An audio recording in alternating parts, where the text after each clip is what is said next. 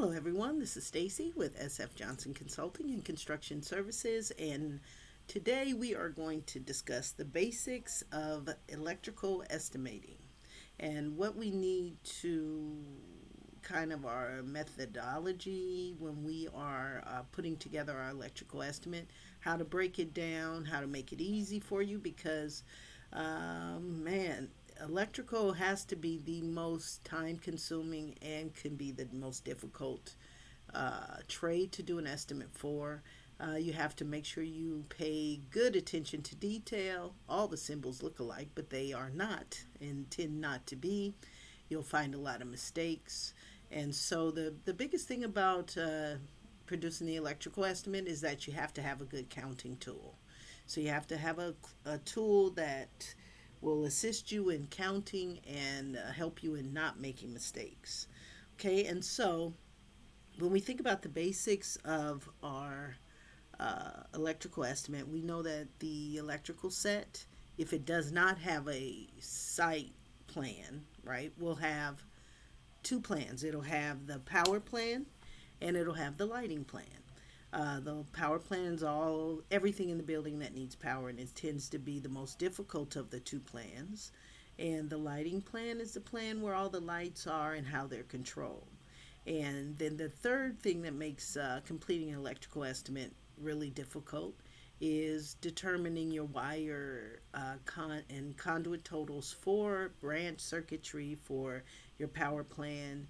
If it's not already noted on the plan, sometimes they'll note it on the construction docs, so you just follow the lines where they lead you, but in a lot of cases they're not shown, especially for the lighting plan, and so you have to make sure you kind of understand, you do understand the symbols on the lighting plan, and that can somewhat assist you in determining a route to draw your lines for your wire and your conduit. For your single line diagram, it's pretty simple because the panels are where they are on the plan and they go to a particular other panel, and that is where it is, and so it's easy to be accurate with those totals. But again, when you're doing the wire and conduit totals, you're not going to get the exact same number as the electrician, or 10 electricians that are doing the same thing is not going to get the same number. But what you want to do is make a good effort to represent the branch circuitry and the lighting based on the plans in the best way you can. And in the neatest way you can, because if you're an electrician, you're not just going to throw the wire all over the ceiling.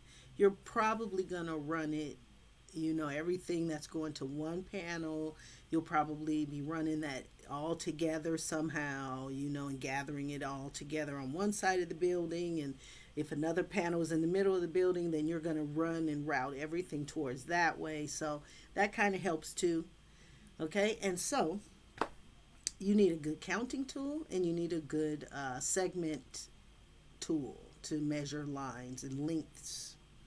Okay, and so we'll look at an actual estimate to show you what you want to think about when you are doing your getting your estimate together. Now, this is the way I represent it, and I've completed electrical estimates, only God knows how many, and electricians like the format because it's very clear. It tells them everything they need to know, and if they know their trade, which they do, they can determine if the numbers that you're giving them is kind of crazy or not, or overboard. Okay, and so you got to think, okay, number 12 wire, you're going to have always a lot more of that. Because why? Because most of the power components run with 3 number 12s. And so you'll run one length for the conduit, but you got to times that by 3 if we're talking about the home runs. Okay, and so, yeah, so the way we break it down, we have a section for our wire and our conduit. So all of the wire, for even including for the single line, and then MC cable. Most of the branch circuitry can be run with MC cable, where all of the home runs, of course, have to be number 12. Or if it's a particular type of mechanical equipment, it's going to tell you need 3 number 10s and a number 6, or vice versa, or whatever. And you'll know from that. Okay, and so we break that down, all the wire, all of the conduit totals by length, and of course we use a cost book to give us the material cost for the wire and the conduit. Now, rest assured that if you use a cost book that's very accurate like we do, we use Craftsman. Well, our material cost for the wire and the conduit is going to be 5% within local pricing. So, not 5% within what your supplier is going to charge you. Okay, so that's a thing to think about too. So, if you want to make sure you put the cost of what your supplier is going to charge you, you're always going to tweak these numbers because the supplier's not going to give you his cost, right? They probably going to mark it up 2 or 3 times the cost per linear foot. And so you have to keep that in mind. Just go by your material suppliers as far as the material cost. But again, if you have a good cost book, you're always going to use the man hour totals from the cost book because that will make you way more competitive and in line with industry standard because these numbers come from the industry standard, meaning it equates to if you go to the mechanic, right? You need an alternator on mold. I don't think you need alternators unless you got a bucket, which is okay because buckets are nice. The book will tell you how long it's going to take the mechanic, right? Well, same thing for the construction industry. Construction industry knows how long it's going to take to do absolutely everything. And so that's per unit. So it takes 0.017 of a man hour to install 1 linear foot. So it does the math and it's 15.73 linear foot. You want to always do something like this. You want to always get it from a cost book. You're always going to win, especially if you bid a lot. And I'm always going to lose clients because I'm always telling them my secrets. But that's okay because when you never lose, right? So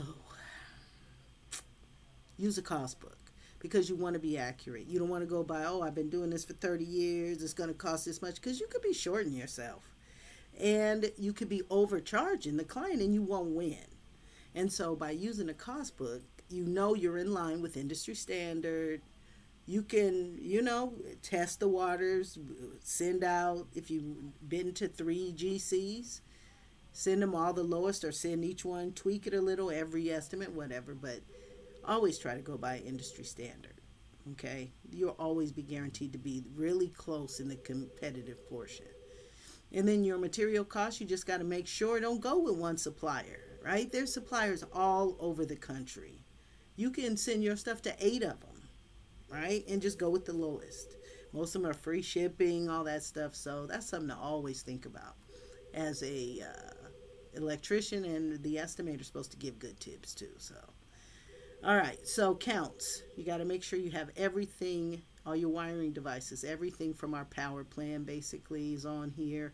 All your junction boxes for your TV outlets, for your phone outlets. Don't forget those. Plus, it's always going to say 3/4 inch conduit to the ceiling. So make sure you know how high the ceiling is. It could be 10 feet, it could be 16 feet, it could be 12 feet, whatever. So you want to make sure you have all that.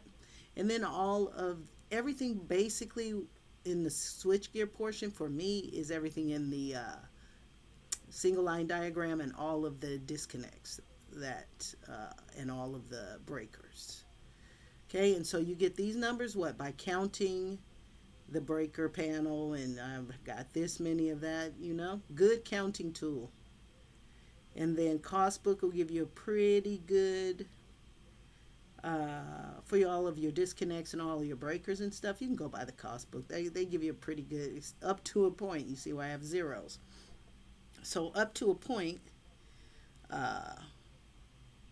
sometimes your material, you want to go with your, and for the electrician, you always want to go with your supplier, especially nowadays and since COVID and stuff. And so I leave all these zeros, but I do the man hour totals, and all of that comes from a cost book.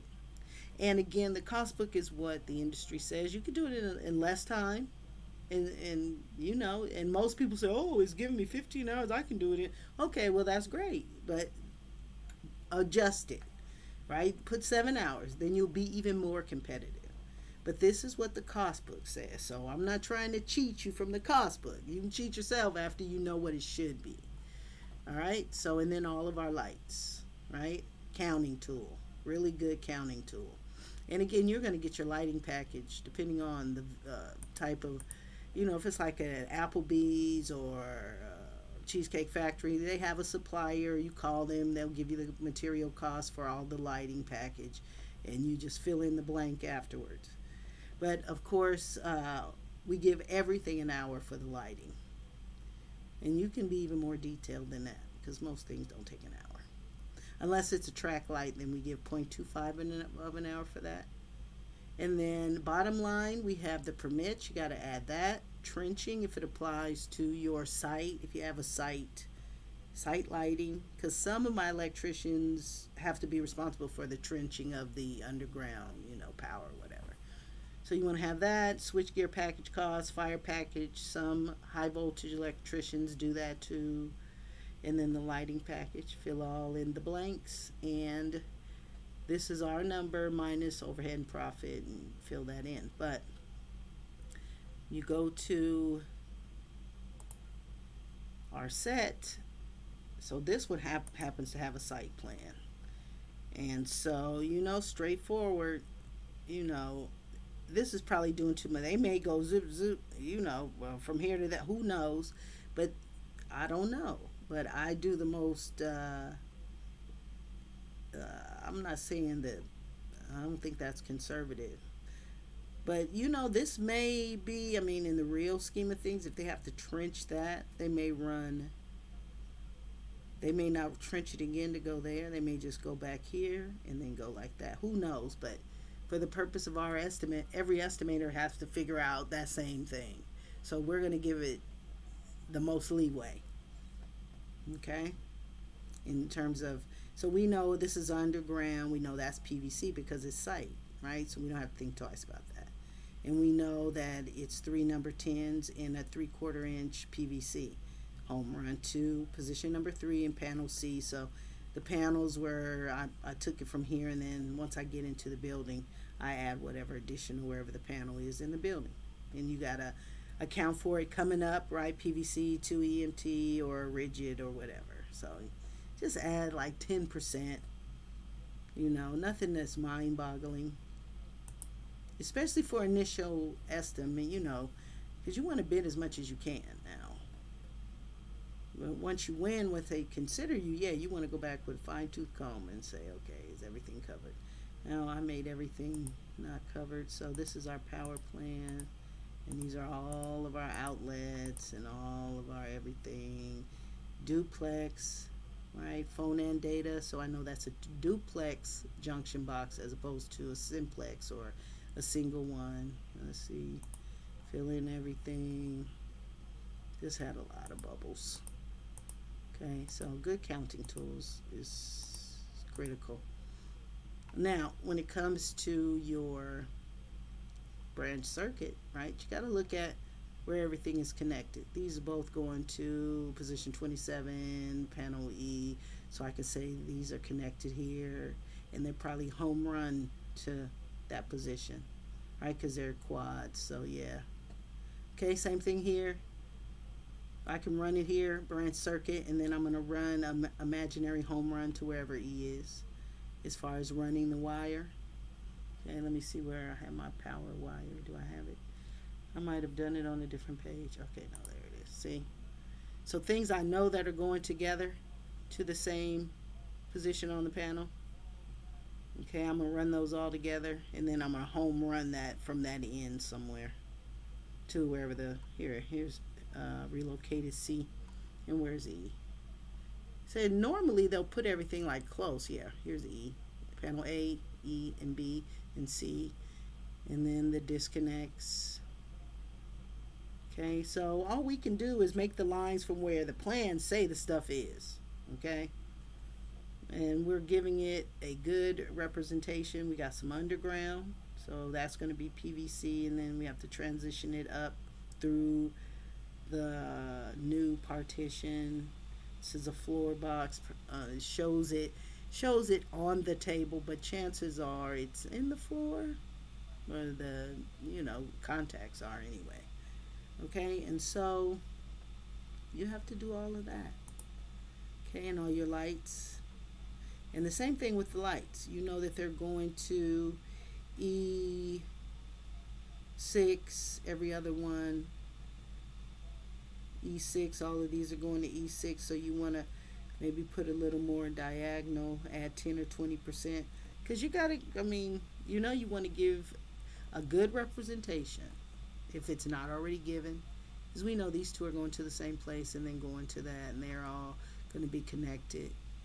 And, so you want to do your best to give it a good representation of how the electrician may run the wire. And then I think we added like 10 or 15, 25%. Okay, and that the electrician, will be able to determine if that's a good number, and then we give them the takeoff. It's like, hey, should we be doubling this? Because the person that does the work doesn't know exactly how you should do it. Okay, CT cabinet. Now we had to determine for our power how far, because the main distribution panel. And let's go to.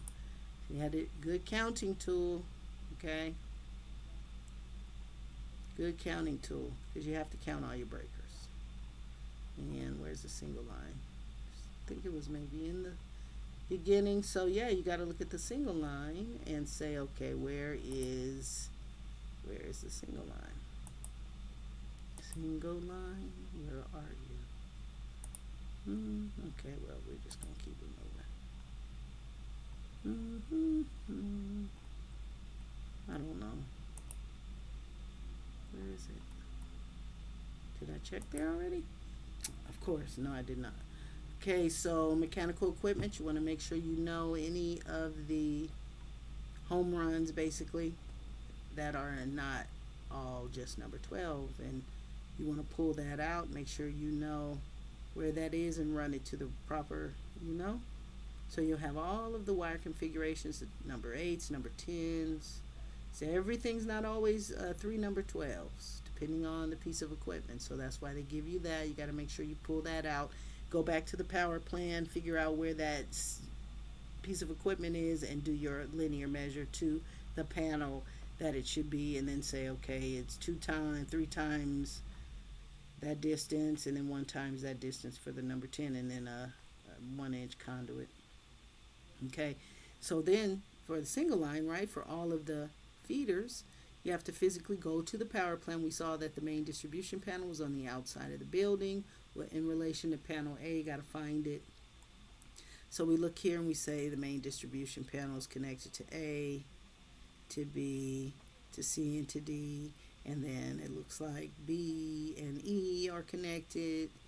And I got to figure out all of the physical distances for all of the power feeders to know the exact lengths, right? So I say, okay, where's the main distribution panel? We just saw it right here. So from there to all of the panels, pretty much. So we had to let's see. There we go. Oh, they're already. Main distribution panel. Let me take it out. There we go. Main distribution to A and B is that one. Main distribution to D. Take it out. Is that one. Main distribution to C. Take it out and put it back. Is that one. So now I know those actual lengths. Plus add like 10 feet. Okay, so the basics of electrical estimating is having a real good counting tool and practicing on your conduit lengths. Now, you may luck up and get some plans that already have all the lines drawn and you just follow those, but when you don't, just know when it's the power plan, this is telling you that these two outlets are going to the same position in the panel, so the power feeder I can use for that can run together. Same with this, same with that. And these can run together. E25, oh, we did. And then at some point, we're going to imaginary run it to the appropriate panel for the home run, which we did. And we did that already. Okay, so that's the only tricky part. Good counting tool. Count all your devices, run all your wire, and pay good attention to your single line because this is where the money is at. So you have to know, make sure you really measure very well those lengths because those higher wires are very expensive as opposed to number 12. So you want to be very accurate in your measurements. Okay, and then you have a beautiful estimate all broken down in the way you want, but the way we know our electricians like is all the wiring conduit, all the wiring devices, then everything in the single line and the disconnects. Then we go to the lighting plan and then any additional items. Okay, so we would love to teach your class one-on-one. We teach for only $100 a month. We will design a plan for you where we'll meet once or twice a week. You'll have tests and you'll get certified. But if you have any questions, please send me an email at education@sfjohnsonconsulting.com. Let me know what you think, and please look out for the next presentation. Have a good one.